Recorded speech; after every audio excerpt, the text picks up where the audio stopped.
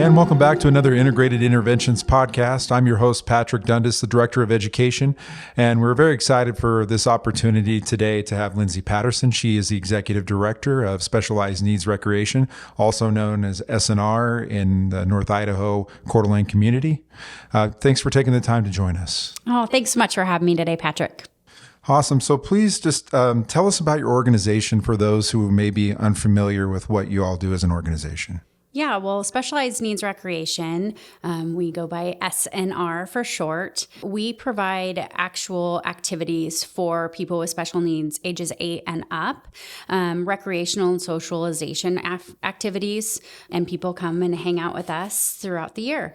We offer programming 5 days a week, year-round, and it's just a variety of different activities that we build into our activity calendar. What are some of those activities for those who may not be familiar? So our adult program tends to stick to the same calendar week to week throughout the month. So I'll run through that real quick. Mondays are our social days, and those are really special days for our adults because they don't have a plan on those days. They just come to our facility where we have some art supplies available, games, puzzles, video games. They really enjoy playing Wii Sports, which is a popular game for everybody to partake in. And they just get to hang out with their friends without having someone harp on them from home or do the chores or do your work or, they just get to hang out, which is such a vital and important component of everyone's life, especially theirs. And then Tuesdays, we tend to play basketball during the non-summer season. We have a wonderful partnership with Real Life Ministries in Post Falls, and they graciously welcome into their facility the courts in Post Falls every single Tuesday.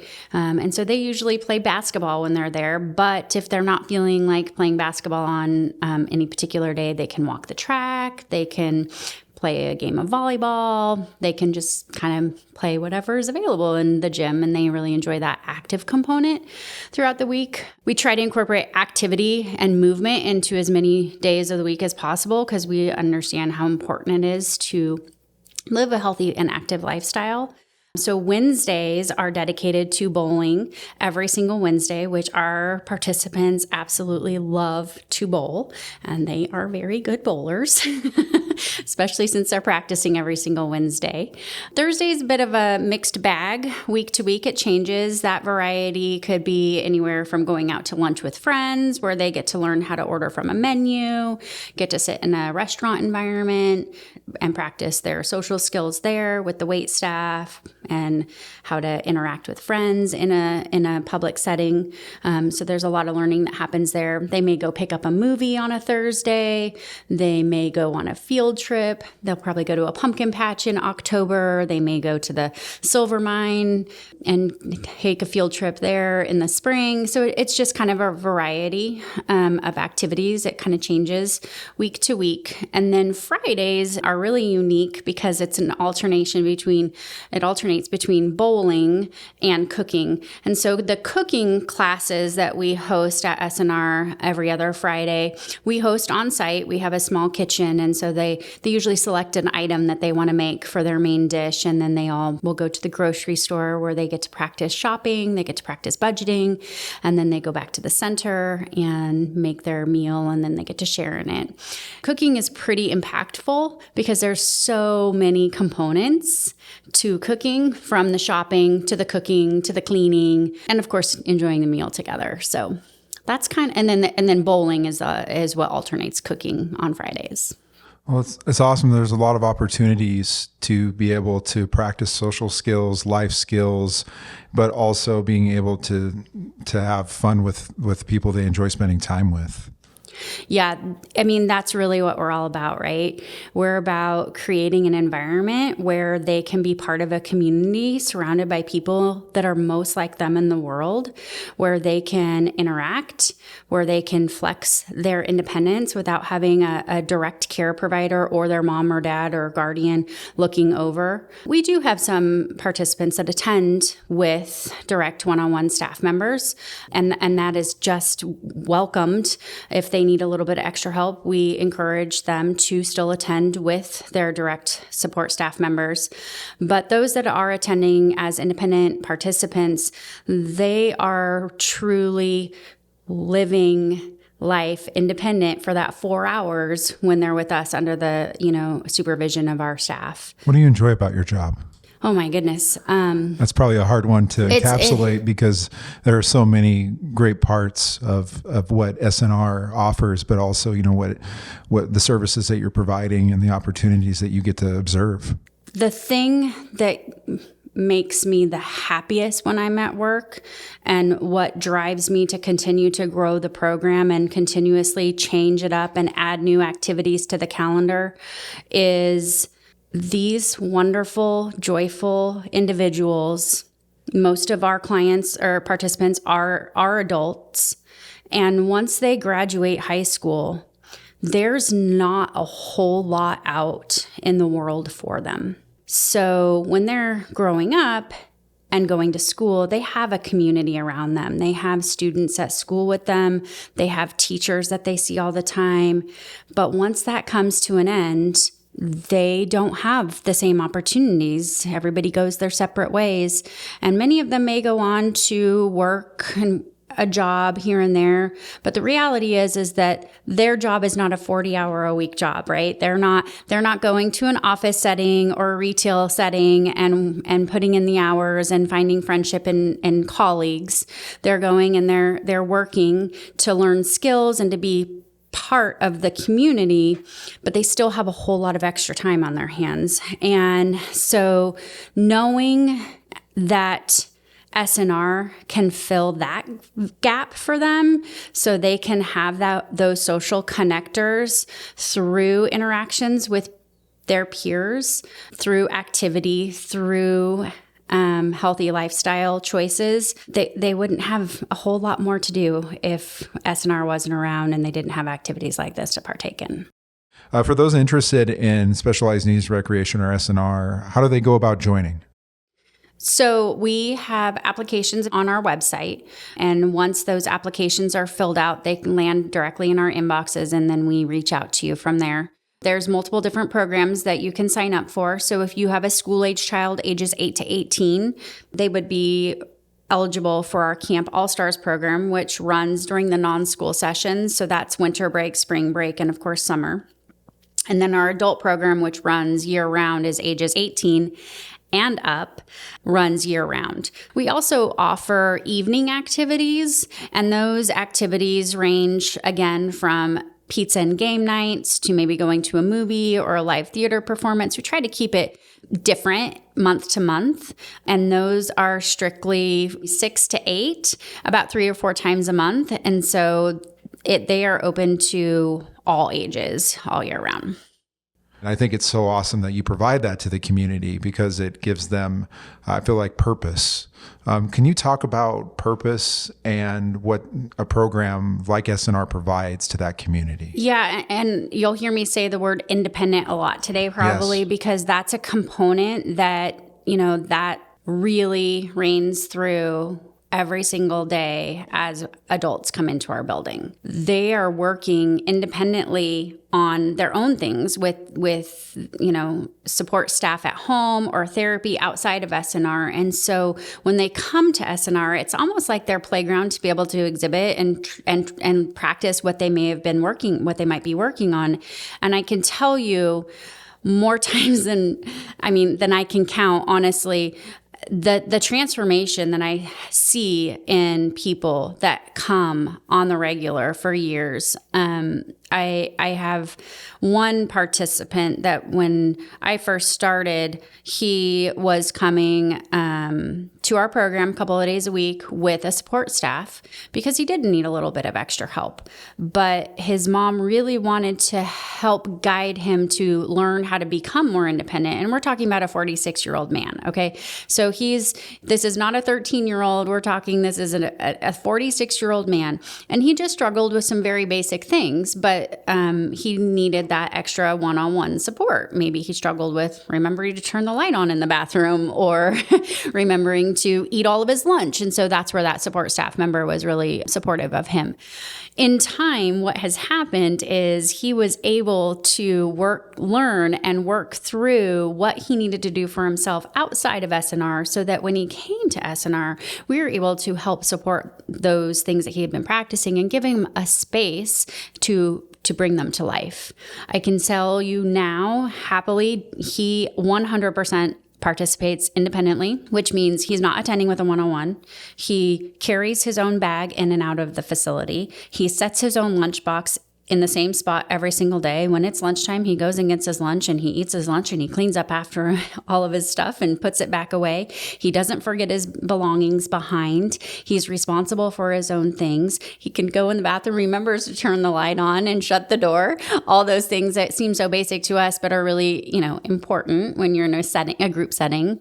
And so it's so wonderful to see where he started and where he is today. And he wouldn't be in this position independently completing these, very basic day-to-day tasks if he wasn't at SNR.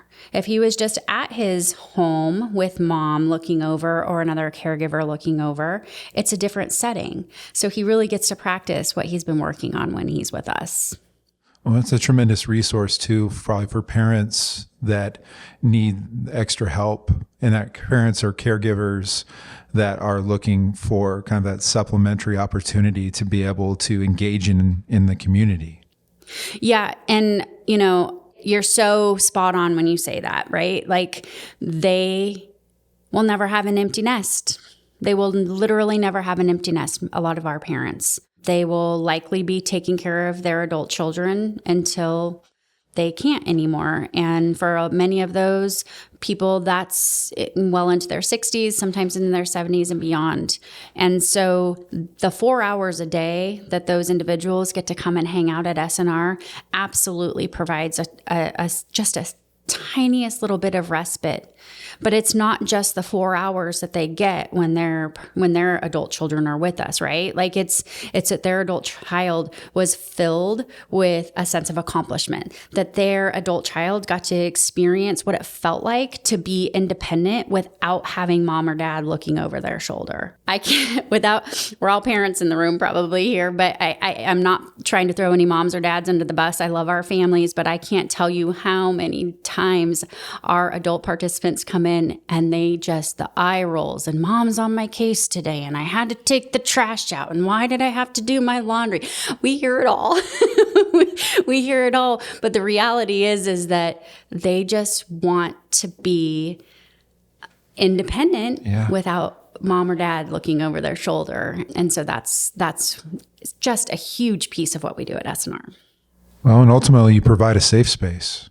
Yeah, it's a safe space for them. It's a safe, and our families feel comfortable sending their folks to us. And I mean, they're so easy to love. They're so kind. They're so joyful. They're just very happy and active individuals that want to try it all. When I say we do it all because they want to stay busy. Our participants enjoy living an active lifestyle, right? Like, they want to go play basketball. They want to go hiking. They want to go learn how to play golf. Like, these are all things that are on their bucket list, if you will, that they just love to have the opportunity to go and be part of. We're so fortunate to have a wonderful community here in Coeur d'Alene where there are choices, right? Like, there's Special Olympics, and that's a more competitive environment where those that really love basketball and really want to play in a competitive setting, that's a perfect fit for them.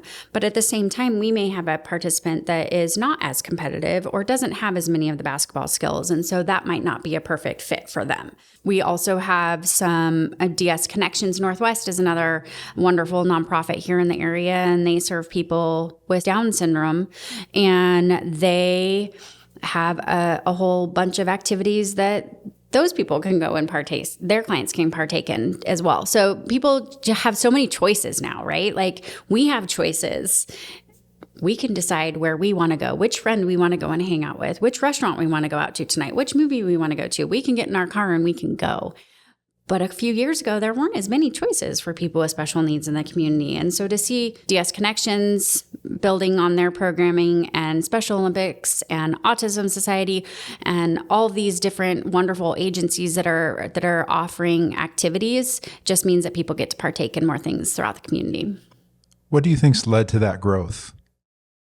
Wow. Largely in part, I think it's just our natural growing community, right? Like we all see it. We all drive around town and we see how many more cars and houses and just people are around. And I think the people that are moving here, there's a lot of them that have needs. And so that's a big piece to our growth for sure. We have a lot of folks that have relocated to the area. We even had a family that attended our summer camp, this program, that came up for the summer to live here for the summer because they wanted to get away from the South heat in their area and just found that SNR had a wonderful program and so sent their daughter to us for the summer. That's awesome. I mean, it's just, we'll have those snowbird situations. People will come and go. I give a lot of tours to families that are considering moving here. Maybe they have other adult children that have already settled down here and that are starting their own families. And now they're looking to get closer to them so that they know that someone will be around to look after their adult in the future. But they shop around for what services are available for their special person, which is so important, And so when I see that there's so many other choices, I love that there are opportunities. So I think it's definitely population growth has contributed the most. How long have you been with SNR? I have been with SNR for 5 years. And how long in the executive director position? 5 years. Okay, so you came into that position. Mm-hmm. Sure, yeah. That's good. What was your background prior to this, or what were some of I guess, what was your experience prior to arriving at SNR? Well, before SNR, I was a stay-at-home mom. My husband and I also are small business owners here in the community. We've lived in the community for 19 years. So of course I was, doing anything and everything: soccer mom, football mom, PTO stuff. And it just got to a point where I was ready to do something a little more outside of the home as our boys became older. And so a friend of mine said, you should check out this organization. And I had served on a variety of nonprofit boards here in the community, and I really enjoyed the development and fundraising side of things. And so when SNR came to me, I was really excited to apply for the position and was really excited to get connected again with the special needs community. I do not have children with special needs, but I have really always been connected to them. My aunt was a special educator, and so growing up, she would teach us little sayings and sign language, or she would definitely it was just a part of our everything when I was around her, and I loved that. And then I kind of strayed away from it because it's a world that you're either in or you're not, right? Like you either have a direct connection with someone with special needs or you kind of don't. So I'm really fortunate to have found this role for me to come back into because it's just where it felt like I was most at home. Do you have some memories that stand out to you during the time that you've been here? I know you've touched on some stories thus far, and I imagine you probably have lots of stories that you could tell just regarding your time as executive director. One of my favorite things is I am a special education teacher. I'm a certified K-12 generalist in the state of Idaho, and I primarily worked with high school and above as more of the age group I've worked with. But I love light bulb moments. I love those moments when someone has been working on something or working towards something and there's been challenges, and then all of a sudden it's like, boom, and the light bulb pops on like in the cartoons and they're like, I get it. I imagine that you see a lot of those moments. Yeah. There's a lot. There's one that comes to mind. So when I'll tell two stories and then you can choose which one you want to keep. So back to our Monday social days. Those are our social days for the adult program. And, as I came on in 2019, August 2019, and then was quickly shut down and like just catching my stride in my role. And then was shut down because of the pandemic, which was difficult because I was like, oh my gosh, I'm absolutely in love, head over heels with these people, with this organization, with all of it. And then we were just shut down. So fast forward, we navigated that time. And at the time, we were only operating 3 days a week. And I knew that we needed to work towards growing the program to 5 days a week. Not just because we needed to grow the program, but because I had people that were like, when are you going to start adding more days? Yeah. When are you going to add Mondays? When are you going to add Fridays? And so we slowly graduated to adding Mondays. And in 2021, we added Mondays, and that's when we decided to make it a social day. We wanted to see how our participants would interact with one another without having an agenda for the day. They're pretty regimented with their routine. They get dropped off at 10 o'clock. They drop off their stuff. They have a little morning meeting, and then they go about their activity for the day. We transport on outings, and then they come back to the facility and they get picked up at 2 o'clock. So to see how Mondays was going to work out when we were going to still be able to have our staff office time, but have supervision in the building without a guided activity was an interesting thought. Initially, I thought, they're going to love this. They're going to love not having anything to do. And I kid you not, the first probably 3 months, they would sit at their tables, and they're not assigned seating. It's open seating. They just kind of hang out, and they would sit there and watch us. They would watch our staff just go about our busy work, computer work, cleaning, whatever it was that we were working on. And they just sat there and watched. As time went on, they started moving on to around the corner where they could hang out. We could hear them, we could see them, but they were just a little bit further away. And then as time went on, we started to see certain individuals start to initiate leadership roles amongst their peer group. And I mean, we see this all the time or throughout life, right? Like there's always an emerging leader that stands up and kind of takes control and, says, hey guys, let's go do this. And that's when that happened. That was the day that I knew we had done the right thing by adding Mondays with no activity scheduled, because it gave them the opportunity to flex their independence again.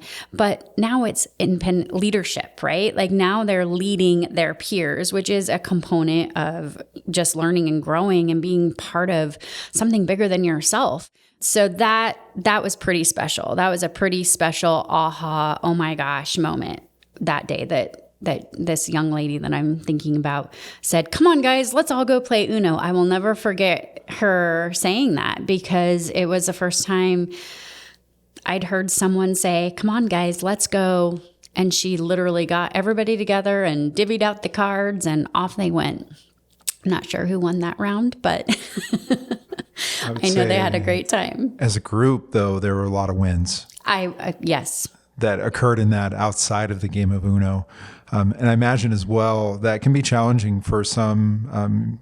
It can be challenging not to have structure or predictability. And when you're having to operate around a pandemic where the rules have been thrown out the window, I can only imagine the amount of challenges that presented. But it also sounds like you were able to work within the group to kind of redefine what SNR looked like based on what you're dealing with on a social level. Yeah. I think have you ever heard the saying, you have to get uncomfortable to get comfortable? Yes, because same thing like with integrated interventions, we don't really see growth until there's discomfort. Yeah, I think that really was a situation where that was uncomfortable to get comfortable. So yeah, I mean, Mondays now have morphed into, we have a wonderful group of women that come in and weave on these giant looms with those individuals that want to practice weaving, which is a beautiful art. And we have a lot of participants that are really in love with it. So that happens every Monday, just part of the social activity. Someone will bring in Legos and they'll build something, or they'll make a craft or paint something. So yeah, it's been really cool to see how it's evolved. Another story that comes to mind is most recent, actually. It was just last month, and we have so many wonderful relationships with a variety of people and organizations within the community. I mean, we're just so blessed to have people that want to be part of what we do at SNR, and they want to partner with us. One partnership that I'm really happy that we have is the city of Rathdrum and their Parks and Recreation Department. And Eric and his team out there, they take such good care of us. They host 2 events for our adults every single year. One is a Easter egg hunt in the spring where they go and hide Easter eggs just for our group and then provide lunch for everybody. So that is a favorite activity for our group. The other activity that we've done the last, I think, 2 years now is the fishing derby that they host for our group. They stock a little creek in Rathdrum. But not just that, like they have all the fishing poles for all of our participants. So all 30 people that day that went fishing last month all had their own fishing pole. They had buckets of live bait for everybody to, use to go fishing. And so I popped in with the group and just wanted to check it out and see how it was coming along. And I was helping this one young man who has selective mutism. And so he's pretty selective when he chooses to talk and whom he chooses to speak with. But on this particular day, I've never really heard his voice in almost 2 years. He has a lot of expressions, but I've never heard his voice. And when we were fishing, I was standing next to him and I didn't even prompt him. He just came out and was like, "Oh, look at those fish." And I was like, what is happening here? And it didn't stop there. It literally didn't stop there. He didn't stop talking the whole day. He started talking to the fish. He started talking to me. He said he needed more bait on his pole. I mean, he just didn't stop. And I just kept thinking to myself, this is another one of those wow, aha moments. This is why. This is why. Because if he wasn't here right now, if he was at home or if he was just fishing with his family, he wouldn't be expressing himself in a social setting with, a non-family member. and it's just, it was just really touching to see the joy through that experience, one, but the joy that made him so eager to want to be part of the wonderful day that the city provided for us.